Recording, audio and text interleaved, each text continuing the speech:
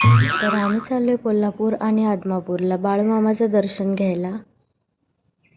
फॅमिलीसोबतची ही mini trip आहे आणि आम्ही निघालोय आता. ट्रेनने जाणार आहे. भरपूर दिवस झाले होते मी तर कुठंच गेले नव्हते, त्यामुळे मी खूप जास्त एक्सायटेड होते.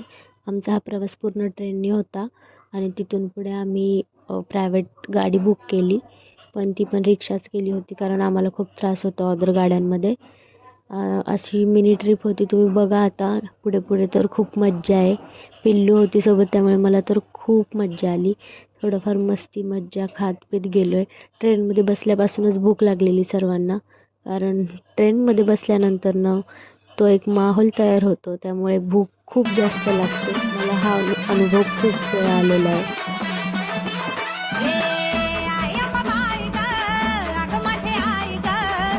तरी माय सांग हाय तू कशी कुठ कुठ धावली सगळ्यांना पावली थकू नक गावलीस आता तू अशी दग दग कशाला करतीस माय खे गटमान जेवत जाग आई ठेवू नको घशाला तू तहान बस दोन घडी जरा घरी तू निवांत भाय अंबाबाई ये की तू गोंधळाला ये अग अंबाबाई ये की तू गोंधळाला ये अग घरला तुझ्या ये की तू गोंधळाला ये ग अंबाबाई ये की तू गोंधळाला ये.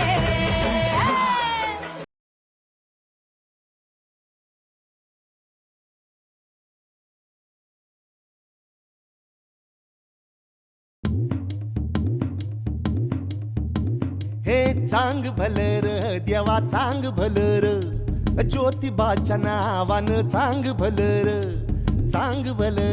देवा चांग भलर ज्योतिबाच्या नावानं चांग भलर.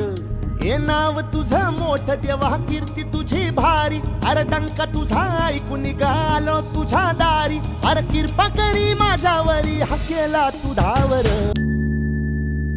असं आम्ही सगळीकडे फिरून झालं आणि खरी मज्जा तर पुढच्या ब्लॉगमध्ये आहे. तुम्ही नक्की तो बघा. आत्मापुरात तुझी गंबात तुझा भंडारा मांडला तुझं खाणं गाठून राहणं गा तुझा भंडारा मांडला आलं उठालं आलं लेखनाच्या आनंदाला तुझ्या नावाचा जय घोष भिडतो या आभाळाला. तर 2 दिवस आम्ही ज्या गावामध्ये स्टेला होतो त्या गावाची तर खूप मज्जा आहे. नक्की नेक्स्ट ब्लॉग बघा. बाय.